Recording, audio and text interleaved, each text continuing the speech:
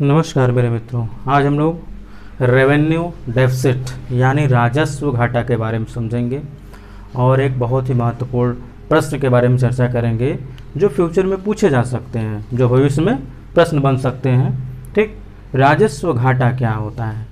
जैसे कि राजस्व जो बचत होता है यानी जो कुल राजस्व प्राप्ति होती है, कुल राजस्व प्राप्ति और जो कुल खर्च होते हैं यानी कुल राजस्व व्यय जो होते हैं, अगर इसके मध्य में अंतर आ जाते हैं, ज़्यादा आ जाते हैं, समझते हैं हम लोग राजस्व प्राप्ति या राजस्व बचत। ठीक, इसमें क्या हो, राजस्व व्यय,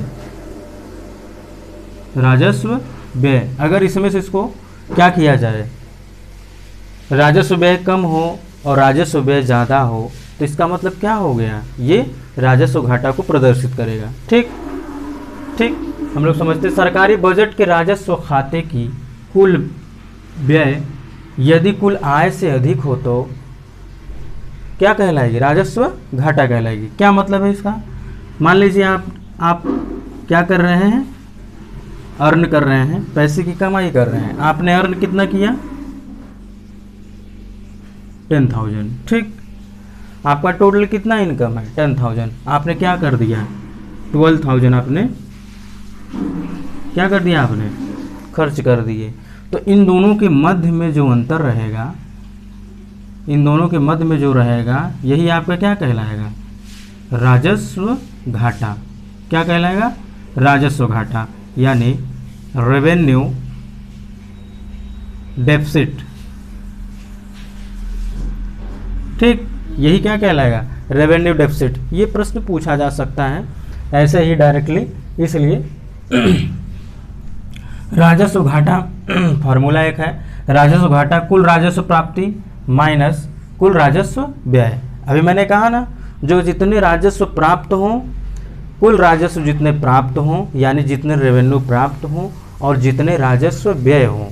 ठीक, जो कुल राजस्व व्यय हों यानी कि जो राजस्व पर व्यय किए जाएं उसे राजस्व व्यय कहेंगे।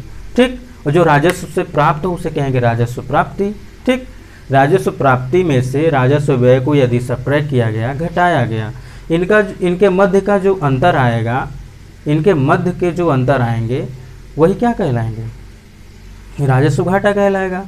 एक बार फिर समझिएगा इसको कि आपकी राजस्व प्राप्ति जो है कम है लेकिन आपका राजस्व व्यय अधिक है। इसका मतलब आप क्या जा रहे हैं, आप राजस्व घाटे की तरफ जा रहे हैं। ठीक, राजस्व घाटा जो होता है सरकार की अबचत को प्रदर्शित करता है। अबचत का मतलब क्या होता है, एक तो बचत होता है कि आपके पास सेविंग है। ठीक, आपके पास सेविंग है, ये एक अबचत होता है कि मतलब आपके पास सेविंग नहीं है, आपके ऊपर खुद ही डेब्ट पड़ा हुआ है, कर्ज पड़ा हुआ है। ठीक, इसका तात्पर्य क्या होता है, संपत्ति में बिना किसी वृद्धि के दायित्व में वृद्धि हो जाना, यानी आपकी प्रॉपर्टी में कुछ बढ़ोतरी नहीं हुई लेकिन आपके ऊपर क्या हो गया, लायबिलिटी बढ़ गई। ठीक, यानी कि सरकार का कोई संपत्ति नहीं बढ़ी लेकिन उसके ऊपर दायित्व तो बढ़ गए, यानी कि अब वो ज़्यादा खर्च कर दिया तो जाहिर सी बात अब उसको ज़्यादा कलेक्ट करना पड़ेगा, फिर उसको मैनेज करना पड़ेगा, फिर उसके बाद उसको वापस भी करना पड़ेगा कि नहीं करना पड़ेगा। ठीक, तो ये होता है। एक प्रश्न बन सकता है, इसमें थोड़ा सा दूसरा पॉइंट मैंने ऐड कर दिया है, राजस्व प्राप्ति में से अगर कुल व्यय घटाएंगे तो राजस्व घाटा नहीं मिलेगा। कब मिलेगा, राजस्व प्राप्ति में से अगर राजस्व व्यय को सब्ट्रैक्ट करेंगे, घटाएंगे, तब मिलेगा आपको क्या मिलेगा, राजस्व घाटा मिलेगा। आप ये भूल कर सकते हैं, आपसे ये गलतियां हो सकती हैं, जाहिर सी बात है। कैसे, राजस्व प्राप्ति है, ठीक, अब आपने क्या कर दिया, इसमें से आपने कुल व्यय को क्या किया, सब्ट्रैक्ट कर दिया और आपने सोचा कि हाँ ये राजस्व घाटा आ गया हमें, तो ये हरगिज नहीं है, ये नहीं होता है। राजस्व प्राप्ति होता है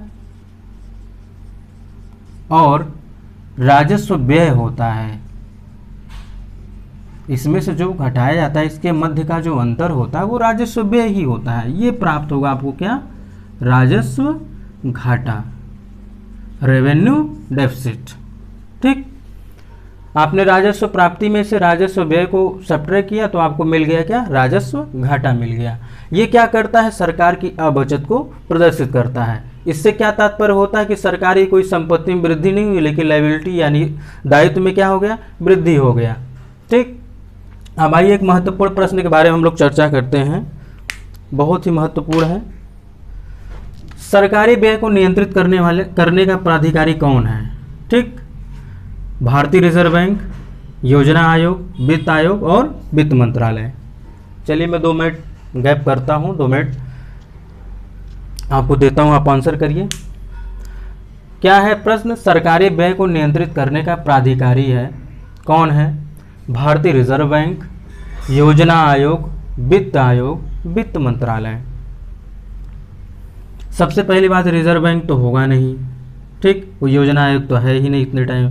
वित्त आयोग का क्या कार्य है, ये तो बस केवल केंद्र और राज्य के मध्य में क्या करते हैं, करों का बंटवारा करती है, और इसके साथ साथ जो रिपोर्ट रहता है वो राष्ट्रपति को प्रस्तुत करती है, इसका तो इसमें कोई रोल है ही नहीं। तो बचा कौन, वित्त मंत्रालय। यानी वित्त मंत्रालय ही क्या करता है, सरकारी व्यय को क्या करता है, नियंत्रित करता है। सरकारी व्यय को क्या करता है, नियंत्रित करने का कार्य कौन करता है, वित्त मंत्रालय करता है। चलिए एक पॉइंट, ये भी एक फैक्ट मिल गया आपको इस प्रश्न के माध्यम से। ठीक, राजस्व घाटा बहुत ही सिंपल है, बहुत ही इजी है, बस इस पे ध्यान दीजिएगा कि जितने भी राजस्व प्राप्ति होंगे उसमें से राजस्व व्यय को सब्ट्रैक्ट कर देंगे, घटा देंगे। यदि उसका जो अंतर आप करेंगे, यदि वो प्लस में आता है यानी कि वो सकारात्मक आता है तो ठीक है, यदि सकारात्मक के बजाय नकारात्मक आता है तो वो होता है राजस्व घाटा। ये सकारात्मक नकारात्मक क्या शब्द मैंने इस्तेमाल किया है, मान लीजिए 10,000 या 1 लाख कर लेते हैं, अच्छा नहीं लग रहा है, थोड़ा सा छोटा सा।